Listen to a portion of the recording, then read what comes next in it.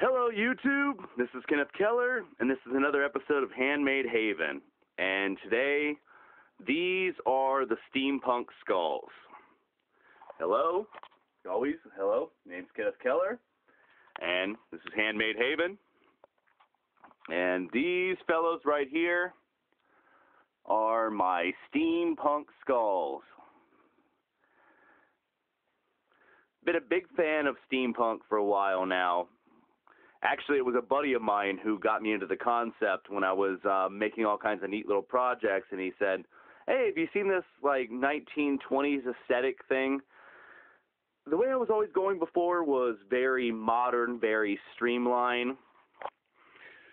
And he talked about the steampunk thing, and I started looking into it, and I really love the aesthetic. So I have two of them that I've worked on thoroughly. So we're going to go with the simple one first. This is actually, both of these are essentially Halloween, like USA or any kind of Halloween supply store skulls.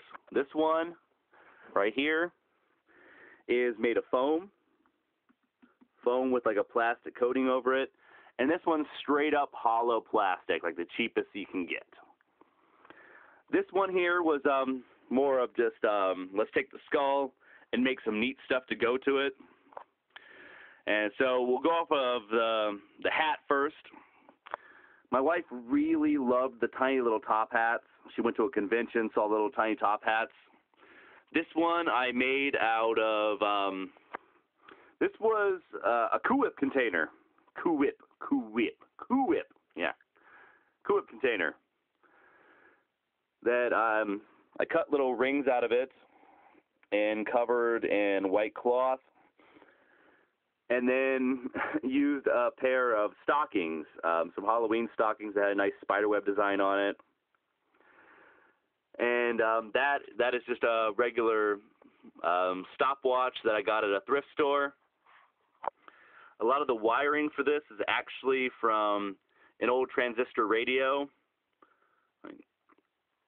which I thought it would be really neat to add a little plastic bead there and just a little bead there. But all the rest is just regular transistor wiring, little feather for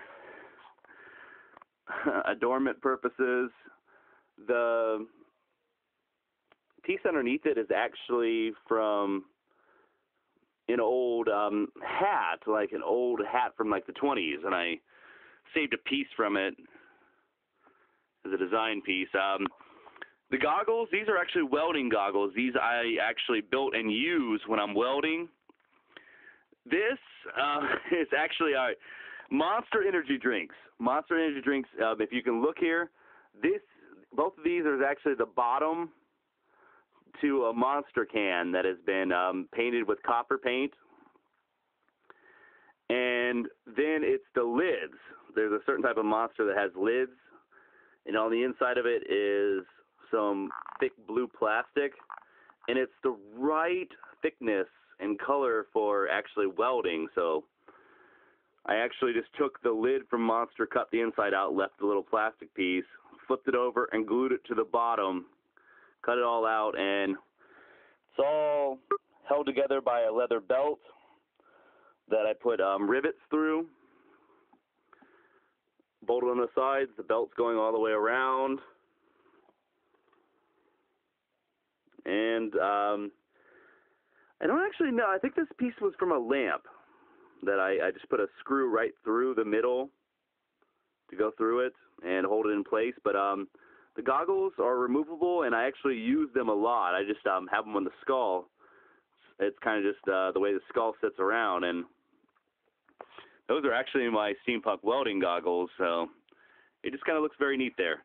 But this guy right here, oh man, this was, right, if I had a piece that I really put a lot of time and effort into and had a lot of love for, it's this guy right here. I love this guy right here. This is, I ended up watching a lot of, I don't know if you've watched Obscure. It's a weird antique store that they have the first 3 seasons of on Netflix. I watched that show a lot, and I love the kind of macabre aspect of it, and I thought it would be really fun to do a skull that maybe at some point I will take up into their shop and see if they're interested in. But yeah, this one was a labor of love.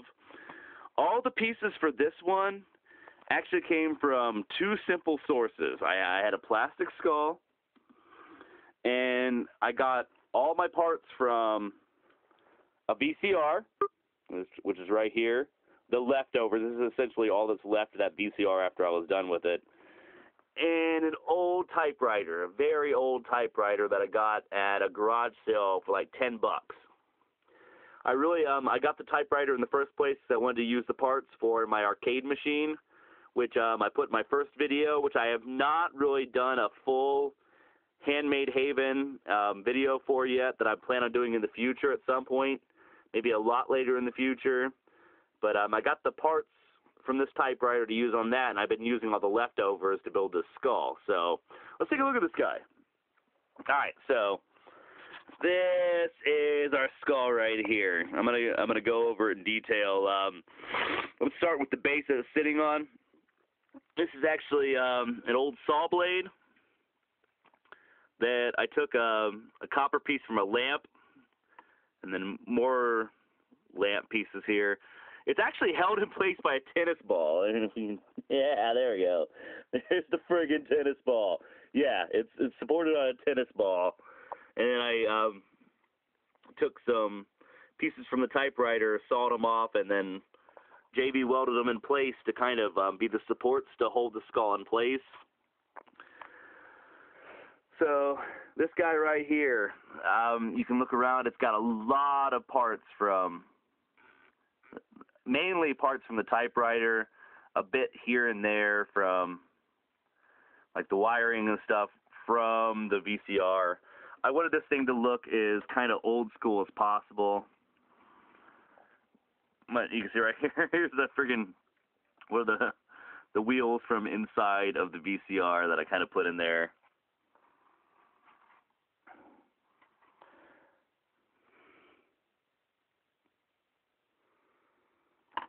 Yeah, I thought this was really fun because I could never program a VCR correctly, so it always flashed like midnight at all times. So I thought it would be fun to actually remove the screen and put it there.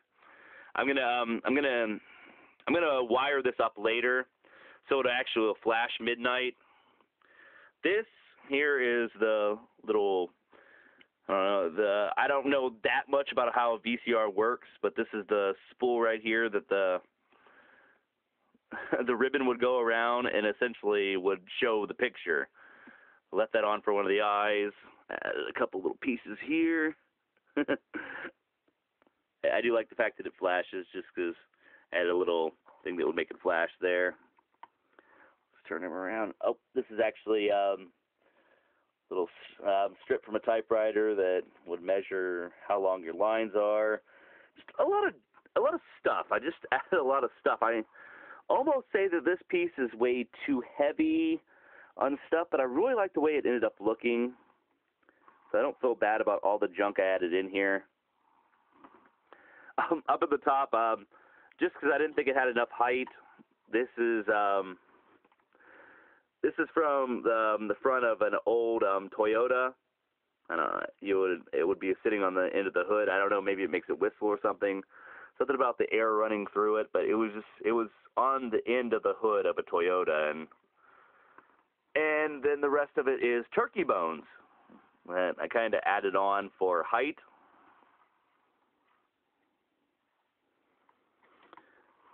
But yeah, that's the steampunk skull that I'm really proud of.